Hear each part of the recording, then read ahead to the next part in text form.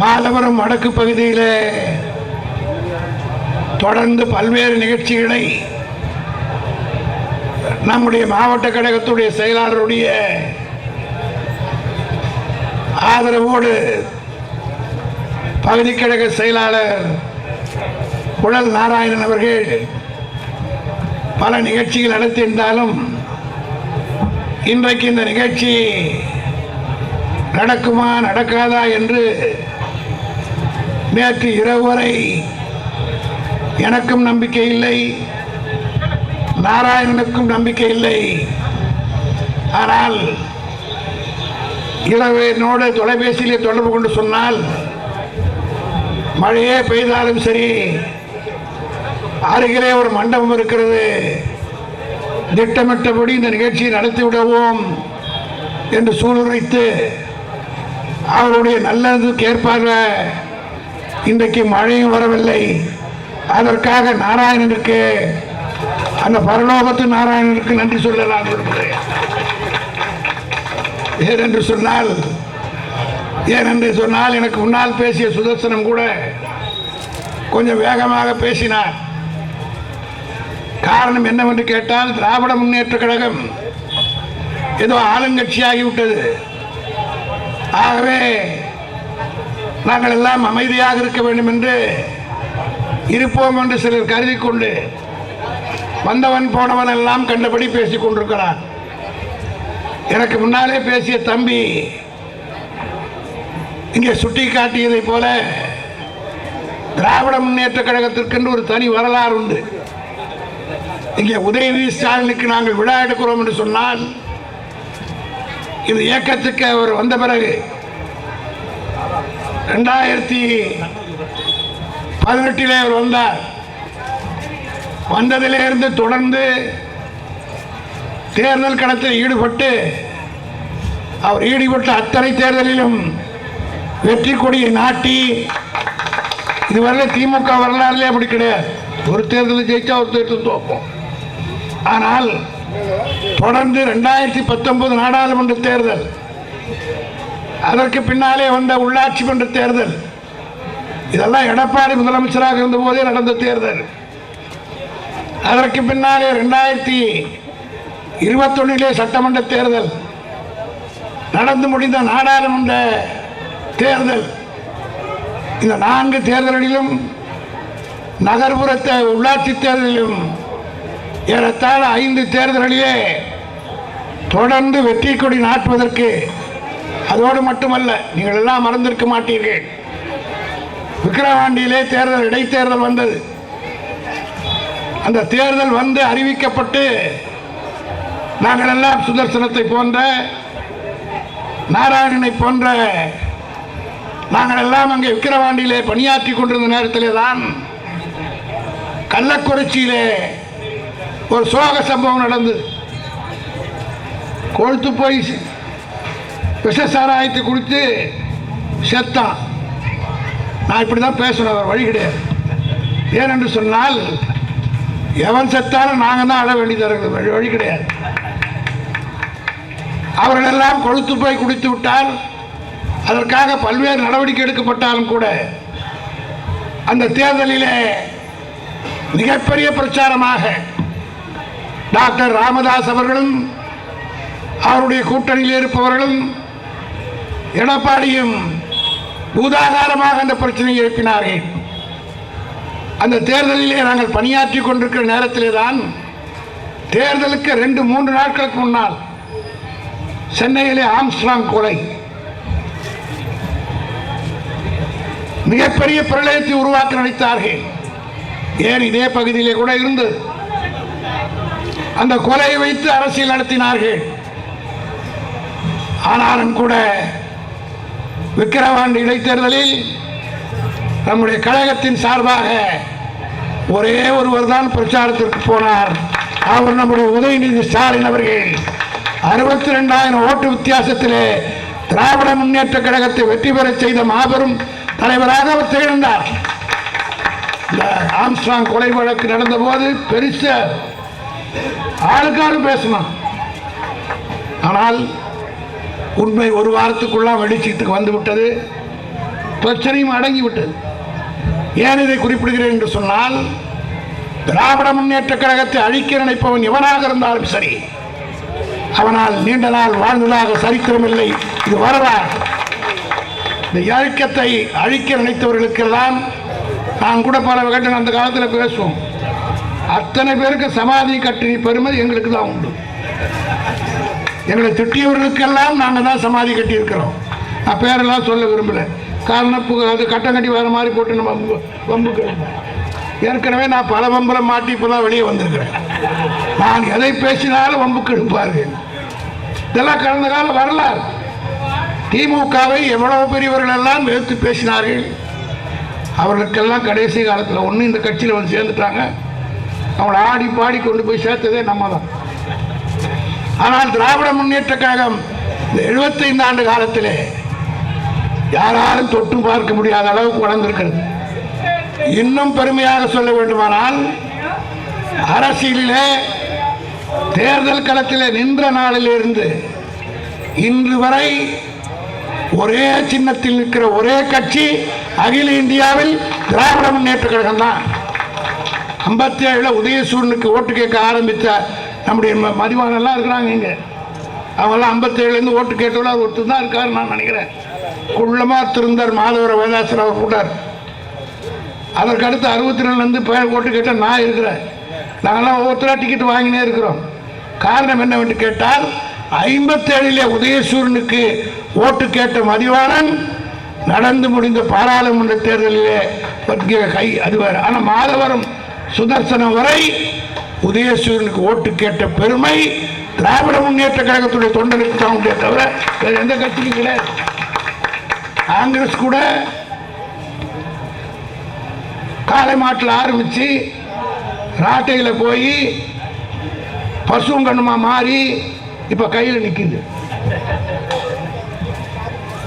அதே போல அதிமுக முதல்ல ரெட்டாயினாங்க, அப்புறம் சேவல் போராடினாங்க.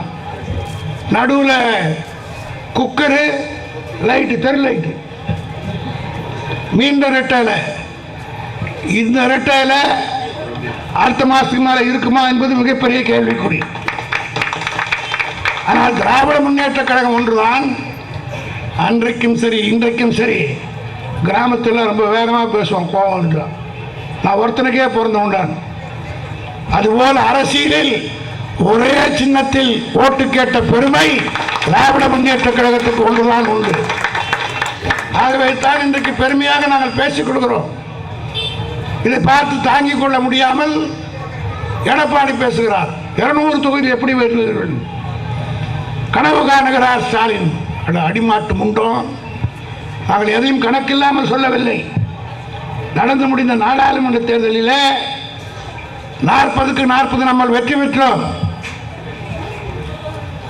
இந்த 40க்கு 40 தொகுதியிலே 234 தொகுதி, 234 சட்டமன்ற தொகுதிகளிலே நாடாளுமன்ற தேர்தலிலே 222 தொகுதிகளிலே திமுக கூட்டணி வெற்றி பெற்றிருக்கிறது.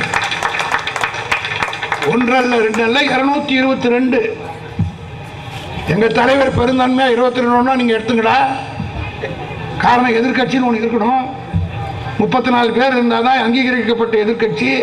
24 பேர் இருந்தால் தான் எதிர்கட்சி தலைவர் ஒருத்தர் வர முடியும். 34 உங்களுக்கு கொடுத்துட்றேன், ஆளுக்கு பாதி எடுத்துக்கிட்டு நீங்கள் உட்காருங்கன்னு பெருந்தன்மையாக சொன்னார். ஆனால் அதை 222 என்று சொன்னால், இப்பொழுது அண்மையிலே ஒரு கணக்கெடுத்து சொல்லியிருக்கிறார்கள்.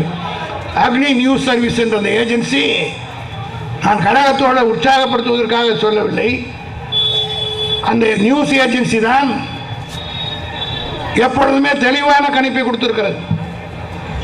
நடந்து முடிந்த நாடாளுமன்ற தேர்தலில் கூட எல்லா டிவியும் மோடி 400 தேர்தல் முடிந்த பிறகு எக்ஸிட் போல் அது முடிந்த உடனே கூட 400 இடம் சொன்னாங்களா இல்லையா?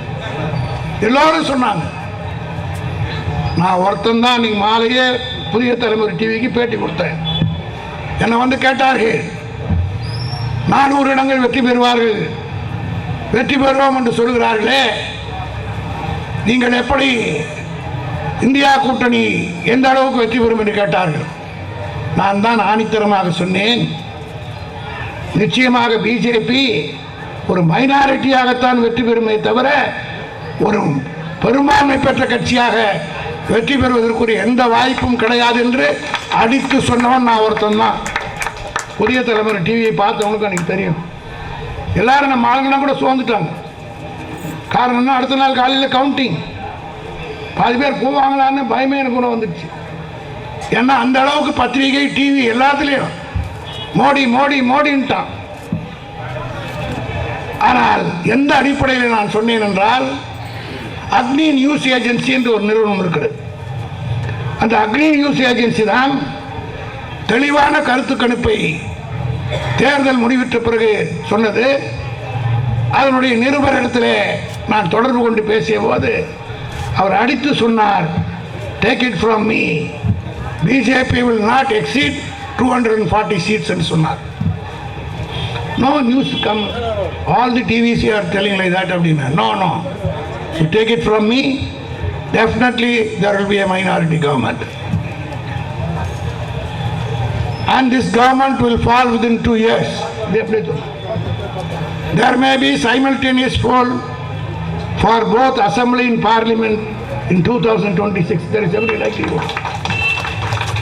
எம்பிஆர்கள்லாம் பாவம், அதெல்லாம் ரொம்ப கவலையாக இருக்கும். சுதர்சன சிரிக்கிறார். காரணம் அவர் டேர்ம் ஃபுல் டேர்ம் 5 வருஷம் கம்ப்ளீட் பண்ண போகிறார். ஆனால் பாவம் இப்போ தான் தெருத்தோடு அவங்க வந்து ஜெயிச்சு போயிருக்காங்க எம்பிங்க. அங்கே உட்காந்துருக்கிற எம்பிகளுக்கே இப்போ நம்பிக்கை இல்லை. காரணம் அந்த நியூஸ் ஏஜென்சி சொன்ன கருத்து. இன்னொன்றும் சொன்னார், அயோத்தியிலே அவர் வெற்றி பெறுவது கடினம் என்று சொன்னார். அதே போல அந்த அயோத்தியிலே ராமர் கோயிலை கட்டி 10 வருஷமா அரசியல் அதெல்லாம் பண்ணாங்க. துணிச்சலாக இந்தியா கூட்டணியின் சார்பில் அது ஒரு ஜெனரல் சீட் தொகுதி. அந்த ஜெனரல் சீட்டில் ஒரு ஷெட்யூல் காஸ்ட் கேண்டிடேட்டை போட்டு எந்த ராமர் கோயிலை வச்சு ஊரையே ஏமாத்துறார்களோ அந்த ராமர் கோயில் கட்டி அயோத்தியா தொகுதியிலே ஒரு ஆதி திராவிடரை ஷெட்யூல் காஸ்ட் நிற்க வைத்து பிஜேபியை தோற்கடித்து காட்டி வெற்றி பெற்றார். அந்த நியூஸ் ஏஜென்சி தான் ஒரு 10 நாளைக்கு முன்னாடி ஒரு கருத்து கணிப்பை இடத்திலே சொன்னார். அப்படி சொல்லுகிற போது சொன்னார், இன்றைய தமிழ்நாட்டினுடைய நிலைமை out of 100% 54 are satisfied with MK Stalin's government. அதாவது 54% மக்கள் மு.க. ஸ்டாலின் ஆட்சி மீது மகிழ்ச்சியாக இருக்கிறார்கள், திருப்தியாக இருக்கிறார்கள். 17% are satisfied to some extent. அதாவது 11% ஓரளவுக்கு திருப்தியாக இருக்கிறார்கள். இந்த ரெண்டையும் கூட்டினா 54 + 17 71. ஆக 171% மக்கள் மு.க. ஸ்டாலினுக்கு ஆதரவாக இருக்கிறார்கள். எஞ்சி இருக்கக்கூடிய 29% are not satisfied with this government. வார்த்தையை கவனிங்க, are not satisfied with this government. It is not against MK Stalin. அந்த 29% கூட மு.க. ஸ்டாலின் மீது அதிருப்தியில் இல்லை. உள்ளூரில் இருக்கக்கூடிய ப்ராப்ளம்ஸ், லோக்கல் பாலிடிக்ஸ், ஆங்காங்கே இருக்கக்கூடிய உள்ளாட்சி அமைப்பு, ஆங்காங்கே இருக்கக்கூடிய லோக்கல் ப்ராப்ளம்ஸ், இதனால் 29% தான் இருக்கு.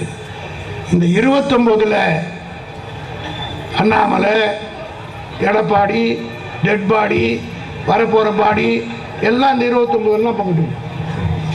ஆகையினால நம்ம அனாவசியமாக புதுசாக வரவனை பற்றிலாம் பேச வேணாம். இந்த 29ல் யார் எவ்வளோ பங்கு போட போறான்றதா அவங்களுக்குள்ள போட்டி.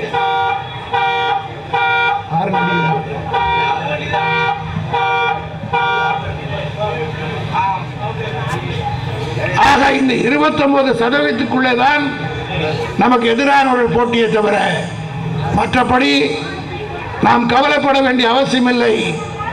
இருந்தாலும் நம்முடைய தலைவர் தளபதி அவர்கள் நாடு முழுவதும் நேற்றைக்கு கூட ஒரு மணி நேரம் அணிவாரத்தில் பேசிக் கொண்டிருந்தோம். மிகுந்த மகிழ்ச்சியோடு ஈரோட்டிலே மக்கள் காட்டிய ஆர்வத்தை பற்றி சொல்லிக் கொண்டிருந்தார். எனக்கு மக்களை பார்க்கிற போது கொஞ்சம் உடல் சோர்வாக தான் இருந்தது. ரொம்ப நாள் ஆச்சு நான் நடந்து, மக்களை பார்த்தவுடன் நடந்தே போனேன் என்று பெருமையாக சொன்னார். காரணம் என்னன்னா, உற்சாகம் அந்த அளவுக்கு மக்கள் மத்தியில் இருக்கிறது. காரணம் குறிப்பாக தாய்மாருடைய ஓட்டை இனிமேல் எந்த சக்தியாலும் நம்மிடத்திலிருந்து பிரிக்க முடியாது. பெண்கள் மனம் மாற்றம் பெற்று விட்டால் அதுக்காக தான் பெரியார் சொன்னார். பெரியார் ஏன் பெண்களை படிக்க வேண்டும் சொன்னார் தெரியுமா? ஒரு நாட்டில் பெண்கள் படிப்பறிவு பெற்றுவிட்டால், பெண்கள் அரசியலிலே தெளிவு பெற்றுவிட்டால் அந்த நாடு உருப்படியாக இருக்கும். அதனால்தான் பெண் உரிமைக்காக 1929 பெரியார் போராடினார். அப்பொழுதே பெண்களுக்கு சொத்திலே பங்கு கேட்க வேண்டும், கொடுக்க வேண்டும் என்று சொன்னது பெரியார். ஏன் சொன்னார்? பெண்களிடத்திலே ஒரு விஷயம் போய் சேர்ந்துட்டா ஆண்கள் மறந்துடுவாங்க. அதுவும் மாலை நேரத்தில் இப்போ ரொம்ப பேர் மறந்துடுறாங்க ஆம்பளைங்க.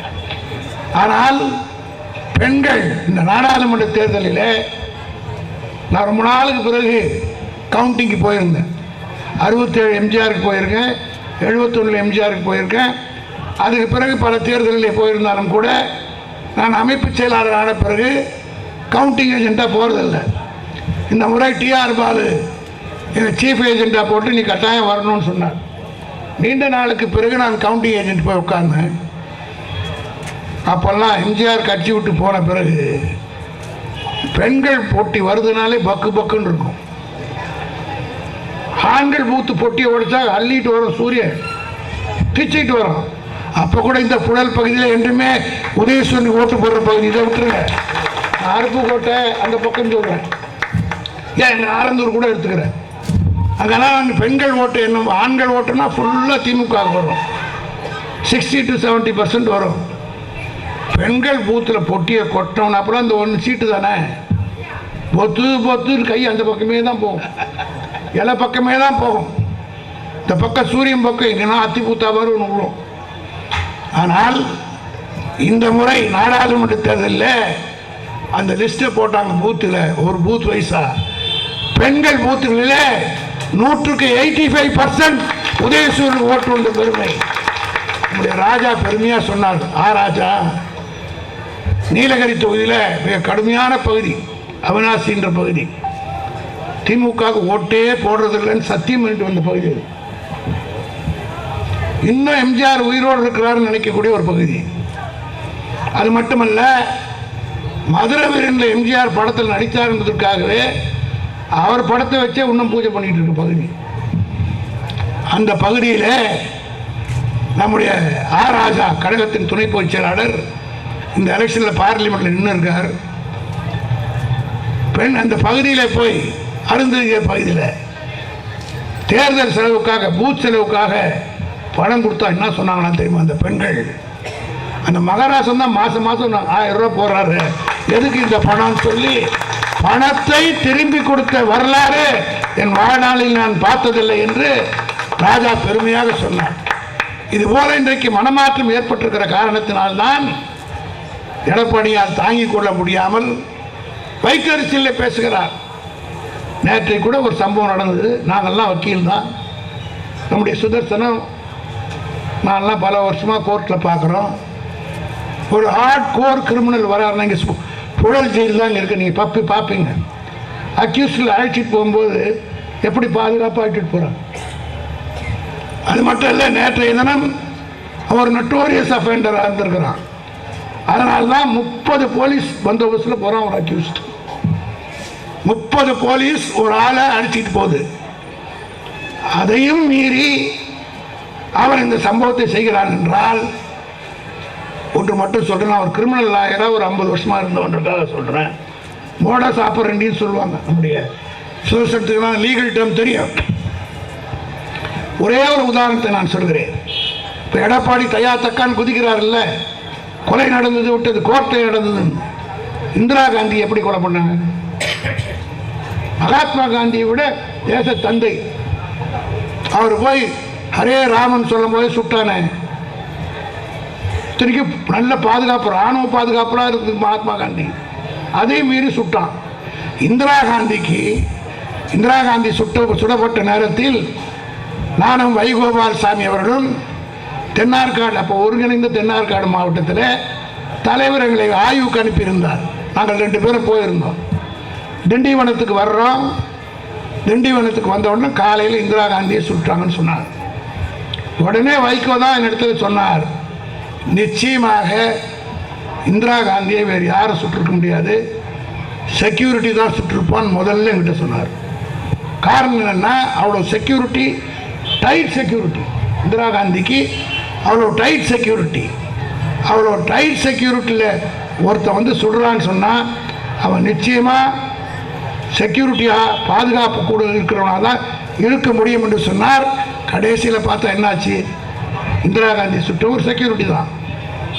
அதுபோல் இந்த கிரிமினல் சில பிளான் போடுறாங்கன்னா அதற்கு காவல்துறையின் சார்பாக என்ன நடவடிக்கை எடுத்தாலும் அதற்காக நான் நியாயம் என்று சொல்லவில்லை. இந்த சம்பவத்தை ஆதரிக்கவில்லை. அருவருக்கத்தக்க சம்பவம் தான். ஆனால் உடனடியாக காவல்துறை நடவடிக்கை எடுத்து நான் கேட்கிறேன். இவ்வளோ பேசுகிற எடப்பாடியே, உங்கள் அம்மா இருந்தாங்கல்ல கொடநாட்டில் 5 கொலை நடந்தது. 1 2 இல்லை, 5 கொலை. கோடிக்கணக்கான பணம், வைரம், வைடூரியம். யார் வீடு? தெருவா பிச்சைக்காரன் போல் தெரிஞ்சு கொண்டிருந்தவனெல்லாம் மந்திரியாக்கி உட்கார வச்சது ஜெயலலிதா. எந்த ஜெயலலிதாவை அம்மா அம்மான்னு இப்போ படத்தை வச்சு பூஜை பண்ணுறீங்களோ, ஊரை ஏமாத்துறீங்களோ, அந்த அம்மாவுடைய ஊட்டம் உங்களால் காப்பாற்ற முடியுதா? 5 கொலை நடந்தது. எடப்பாடி பேசுகிறார் வீராவேசமாக. ஏன் உங்கள் ஆட்சியில் IAS அதிகாரிக்கு பாதுகாப்பு இருந்ததா? சந்திரலேகா முகத்தில் திராவிடத்தை ஊற்றலையா? இதே நான் டான்சி வழக்கு போட்ட போது வக்கீல், நானும் வக்கீல் தான், சண்முக சுந்தரம் வக்கீல் தான். வீடு புகுந்து 32 இடத்துல வெட்டினா நம்முடைய சண்முக சுந்தரத்தை சுட்டு வரலே போச்சு. அன்னைக்கு உங்கள் அம்மா தானே ஆட்சியில் இருந்தது. ஆக இது போன்ற சில சம்பவங்கள் நடக்குதுன்னா உடனடியாக நேராக போய் தளபதி மேலே பாய்கிறீர்கள் என்றால் என்ன அர்த்தம்? இந்த ஆட்சியிலே பாதுகாப்பு இருப்பதை போல வேற எந்த ஆட்சியிலும் இந்தியாவிலே கிடையாது என்பதை நான் மாறுதட்டி சொல்லுவேன். இந்த எடப்பாடி நம்முடைய சுதர்சனம் கேட்டதை போல நேற்று ஊரே உலகமே இந்தியாவே ஆவேசப்பட்டிருக்கிறது. எடப்பாடி உண்மையிலே வீரனாக இருந்தால் தைரியமாக அமித்ஷா கண்டித்திருக்கணும்ல.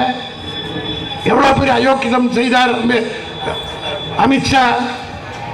பாராளுமன்றத்தில் பேசுகிற போது அந்த டிவியை, அந்த வீடியோ பார்த்தாலே தெரியும் எவ்வளவு திமிரு கொழுப்பாக பேசுகிறான். அவன் இவன் என்று பேசுவதை பற்றி நான் கவலைப்படவில்லை. என்னோட 20 வயசு சின்னவன், அவனோட 20 வயசு மூத்தவன். I am 20 years elder than him. Therefore I have got every locus standing to address me. அவ்வளோதான். அம்பேத்கரை இழிவுபடுத்தவனை இனிமேல் மரியாதை கொடுத்து அழைக்க வேண்டிய அவசியம் நம்முடைய நாட்டில் எவனுக்கும் இல்லை. அந்த அம்பேத்கரை பார்த்து பாராளுமன்றத்திலே அம்பேத்கர் சொல்வதிலே கூட அந்த பாடி லாங்குவேஜை பார்க்கணும். அந்த ரத்த கொழுப்பு, அந்த திமிர், ஆணவம், மேல் ஜாதியினுடைய ஆதிக்கத்தினுடைய திமிர். பெரியார் சொல்வார்ல, பாப்பார கொழுப்புன்னு சொல்வார்ல, இங்கே இருக்கிறோன்னு சொல்ல, நான் அமித்ஷா சொல்றேன். உடனே இங்கே தினமலருக்கான என்ன பாக்ஸ் கட்டி போட போறீங்க. பெரியார் சொல்வார் பாப்பார கொழுப்புன்னு வரும். அதுக்கு ஒரு தனி விதமான ரகமே இருக்கும். நம்மளால கொழுப்புன்னா கூட கொஞ்சம் கோபத்தை காட்டுவோம், அவ்வளோதான். அந்த கொழுப்புக்கு குசுமும் இருக்கும், வெறுப்பேற்றுற மாதிரி பேசுவான், பாடி லாங்குவேஜ்லேயே நம்மளை தூண்டி விடுவான். அப்படி பேசினார் அமித்ஷா. பேசினாரா இல்லையா? யாருக்கு துடித்தது?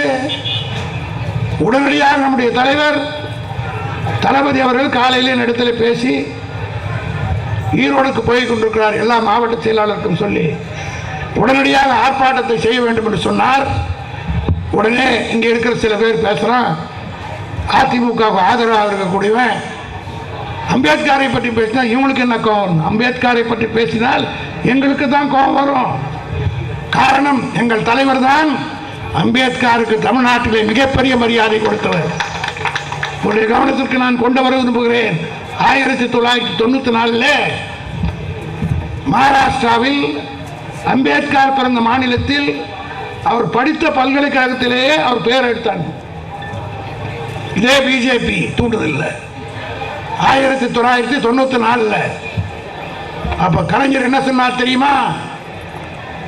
96 தேர்தலில் திராவிட முன்னேற்ற கழகம் ஆட்சிக்கு வந்தவுடன் எந்த அம்பேத்கருடைய பெயரில் பல்கலைக்கழகத்துக்கு பெயர் வைக்க முடியாதுன்னு சொன்னீர்களோ அதே அம்பேத்கருக்கு திமுக ஆட்சிக்கு வந்தவுடன் சட்ட பல்கலைக்கழகமே அமைக்கப்படும் என்று சொன்னார் கலைஞர். 94 சொல்லிட்டு ஆட்சிக்கு வந்தவுடன் அம்பேத்கர் பேரில் சட்டக்கல்லூரி ஆரம்பித்த கட்சி திராவிட முன்னேற்ற கழகம், எங்கள் தலைவர் கலைஞர். அது மட்டும் நான் சுதர்சனெல்லாம் படிக்கிற போது லா காலேஜ், மெட்ராஸ் லா காலேஜ் தான். கலைஞர் அவர்கள் 96க்கு பிறகு ஆட்சிக்கு வந்தவுடன் அம்பேத்கர் பேரடா நீங்க வைக்க மாட்டேன்றீங்க. பல்கலைக்கழகம் மட்டுமல்ல, பிரசித்தி பெற்ற சென்னையினுடைய தமிழ்நாட்டில் இருந்த முதல் சட்டக்கல்லூரி சென்னை சட்டக்கல்லூரி. அந்த சட்டக்கல்லூரிக்கு அம்பேத்கர் லா காலேஜ் என்று பெயர் வைத்தார். இப்படி பலதை செய்து அந்த அம்பேத்கர் இல்லைன்னா என்னன்னு சுதர்சன் லேசா சொன்னார். ஒரே ஒரு விஷயத்தை மட்டும் இன்னைக்கு இருக்கக்கூடிய படிச்ச இளைஞர்கள், ஏன்னா இப்பெல்லாம் நம்மளாம் முன்னேறிட்டோம், எல்லாம் மேலே வந்துட்டோம். நாங்கள்லாம் காலேஜில் படிக்கும்போது நான் 1964 65 படித்தேன். 60 ஸ்டூடெண்ட்னா நம்ம ஆள் 40 பேர் இருப்போம். மெட்ராஸ் கிறிஸ்டின் காலேஜ் ஒரு கிறிஸ்டியன் இன்ஸ்டிடியூஷன் தான். நாங்கள் ஒரு 10-15 பேர் தான் backward and most backward SC இருப்போம். மற்றவங்கெல்லாம் பிராமின்ஸ் தான் இருப்பாங்க. ஏன்னா மார்க் அடிப்படையில் தான் இப்போ சீட்டு, கிரேட் அடிப்படையில் தான் கொடுப்பாங்க. ஆகையினால் நாங்கள்லாம் படித்தது அந்த காலத்தில் கஷ்டம். இன்றைக்கி இருக்கிறக்கூடிய உங்களுக்கு அதெல்லாம் தெரியாது. ஒரு சப்ஜெக்ட் நாங்கள் ஃபெயில் ஆகிட்டா மொத்தத்தையும் எழுதணும். எஸ்எஸ்எல்சியில் இருக்கிற இளைய தலைமுறைக்கு சொல்கிறேன், நான் 1964 எஸ்எல்சி எழுதும்போது 6 சப்ஜெக்டு. ஒரு சப்ஜெக்டில் ஃபெயில் ஆகிட்டா அடுத்த வாட்டி அக்டோபரில் 6 எழுதணும். அந்த 6 எழுதும்போது இன்னொன்று போட்டுருவோம். அதுக்கடுத்து மார்ச், அந்த மார்ச்சில் 3 வாட்டிக்கு மேலே பாஸ் பண்ணலன்னா அவ்வளோதான், நீங்கள் மேற்கொண்டு காலேஜுக்கு போக முடியாது. இது எத்தனை பேருக்கு தெரியும்? இங்கே இருக்கிற பசங்களுக்கு இன்னைக்கு அவனுக்கோ போய் போஸ்டர் ஓட்டுறாங்களே, எவன் பின்னாடியே போகிறானுங்களே, வயிறறிஞ்சு கேட்குறேன். காரணம் பாதிக்கப்பட்டவங்க நாங்கள்லாம். அன்னைக்கு 100க்கு எஸ்எல்சியில் எழுதுனா 35% கூட பாஸ் பண்ண மாட்டான். காரணம் என்ன? இந்த சிஸ்டம் இருந்தது. மார்ச், அக்டோபர், மார்ச் 3 வாட்டிக்குள்ள எஸ்எல்சி பாஸ் பண்ணலன்னா காலேஜுக்கு போக முடியாது. அப்படியே ஃபெயிலான சப்ஜெக்ட் பாஸ் பண்ணால் கம்ப்ளீட்டட் எஸ்எல்சின்னு கொடுப்பான். Not eligible for college course. எஸ்எல்சியோடு போயிடணும். பியூசிக்கெல்லாம் போக முடியாது. நீங்கள் எத்தனை பேர் தெரியும்? ஏன் அவனுக்கு போய் லாலி பாடுறீங்களே? இந்த சிஸ்டத்தை ஒழித்து செமஸ்டரை கொண்டு வந்த தலைவர் நம்முடைய தலைவர் கலைஞர். ஒரு சப்ஜெக்டில் ஃபெயிலானா, லா காலேஜ் நாங்கள்லாம் படிக்கும்போது கூட ஒன்றுத்தில் ஃபெயிலானா மொத்தத்தை எழுதணும். நானும் சுதர்சனமாக மொத்தத்தை எழுதி பாஸ் பண்ணிட்டு தான் பிஏ பைஎல்னு வந்தோம். இப்போ எல்லாரும் வந்து ஒன்றுத்தில் ஃபெயிலானா கூட அடுத்து எழுதிக்கலாம், அடுத்த மாதம் எழுதிக்கலாம். நாங்கள் எழுதணும். அது மட்டும் இல்லை, இதே மாதிரி தான் 3 வாட்டி ஃபெயில் ஆகிட்டா காலேஜ் விட்டு வெளில வந்துடணும். இப்படி ஏன் நம்ம பெருமைக்காக சொல்ல, முரசமாலே அப்படி தான் வெளியில் வந்தவர், மதியழக அப்படி தான் வெளியில் வந்தவர், கட்சியினுடைய பல தலைவர்கள் பாதி பேர் அப்படி தான் வந்தாங்க. அப்போ எஃப்எல்னு இருக்கும், பிஎல்னு இருக்கும். இதெல்லாம் இன்னைக்கு தலைமுறைக்கு தெரியல. இதற்கெல்லாம் ஒரு கேடு 1900 அம்பேத்கர்.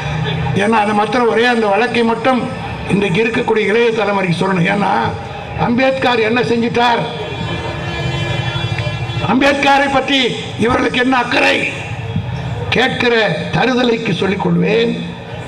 1950 ஜனவரி 26 அரசியல் சட்டம் வந்துச்சு. அரசியல் சட்டம் வந்தவுடன் தமிழ்நாட்டில் தான் முதல்ல இடி விழுந்தது. என்ன இடின்னா, பார்ப்பனர்கள்லாம் ஒன்றா சேர்ந்து அரசியல் சட்டத்தில் ஈக்குவாலிட்டி என்ற ஒரு சட்டம் வந்து ஒரு செக்ஷன் இருக்குது, 14 ஆர்டிகல் 14, சட்டத்தின் முன் அனைவரும் சமம். இதை பயன்படுத்தி சென்னை ஹைகோர்ட்டில் ஒருத்தர் கேஸ் போடுறான், ஒரு பாப்பாத்தி.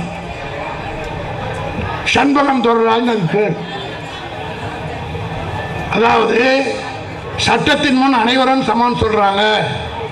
ஆனால் தமிழ்நாட்டிலே கம்யூனல் ஜீவோ என்ற அடிப்படையில் ஆதி திராவிடருக்கு 18%, பிற்படுத்தப்பட்டவருக்கு ரிசர்வேஷன் இருக்கு. இதனால் சட்டத்தின் முன் அனைவரும் சமம்ன்றது சரி வரல, தப்பு, சட்டத்துக்கு அரசியல் சட்டத்துக்கு புறம்பானது, அம்பேத்கர் எழுதிய அரசியல் சட்டத்துக்கு புறம்பானது என்று சென்னை ஹைகோர்ட்டில் சண்பகந்தர்ராஜன் ஒரு அம்மா போட்டுச்சு கேஸ்.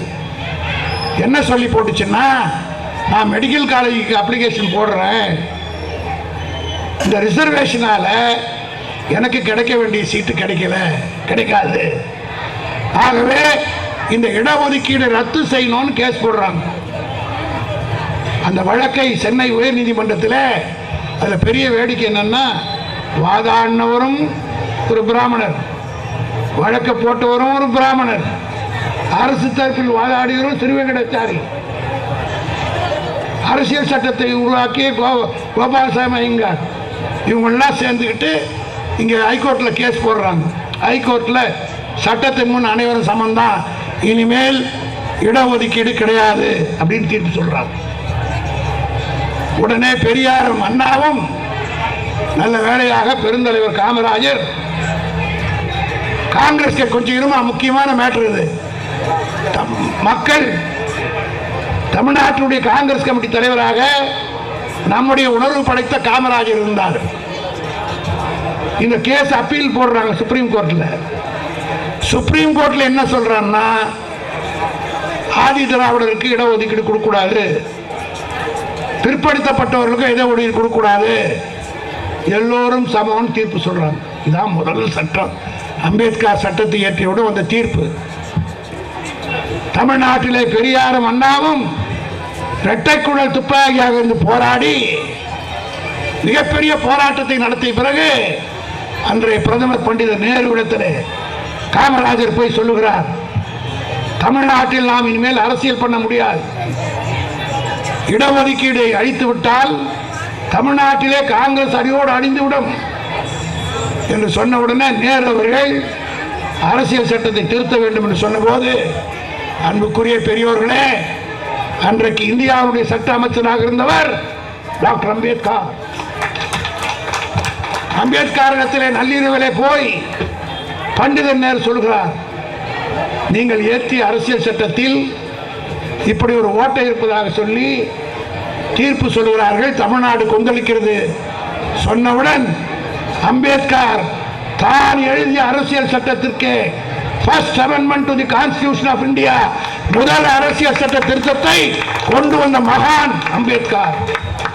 அந்த அம்பேத்கர் எங்களுக்கு வாங்கி கொடுக்கலன்னா, நான் வக்கீல் இல்லை, சுதர்சன வக்கீல் இல்லை, நாராயண வக்கீல் இல்லை, இந்த மேடையில் உட்காருங்க பாதி பேர் படிச்சவங்க கிடையாது. அவர் சொன்ன மாதிரி அவங்க தொழில் தான் பார்த்துருப்போம். 70 ஆண்டு காலமாக அந்த உரிமையை பெற்றுக் கொடுத்த தலைவர் தான் அண்ணல் அம்பேத்கர். அதனால்தான் இன்றைக்கு திராவிட முன்னேற்ற கழகம் அதை எதிர்த்து குரல் கொடுத்திருக்கிறது. ஆகவே உங்களை எல்லாம் நான் கேட்டுக்கொள்ள விரும்புகிறேன், இனி நாம் சர்வ ஜாக்கிரதையாக இருக்க வேண்டும். அதிமுக மறைமுகமாக அமித்ஷா கூட்டத்தோடு கைகோக்க ஆரம்பித்து விட்டது. காரணம், அவர்களுக்கு சிம்பிள் ப்ராப்ளம், அவர்களுக்கு நெருக்கடி வந்து விட்டது. இதில் இவ்வளவு பெரிய பிரச்சனைக்கு எதற்கெடுத்தாலும் அறிக்கை விடுற எடப்பாடி இதற்கு பதில் சொல்ல முடியாமல், கருத்து சொல்லாமல் ஓடுகிறார் என்றால் பச்சை பாம்பு எது, பச்சை கொடி எது என்பதை தமிழ்நாட்டு மக்களாகிய நீங்கள் எல்லாம் புரிந்து கொள்ள வேண்டும் என்று கேட்டு தந்த வாய்ப்புக்கு நன்றி கூறி விடைபெறுகிறேன். வணக்கம்.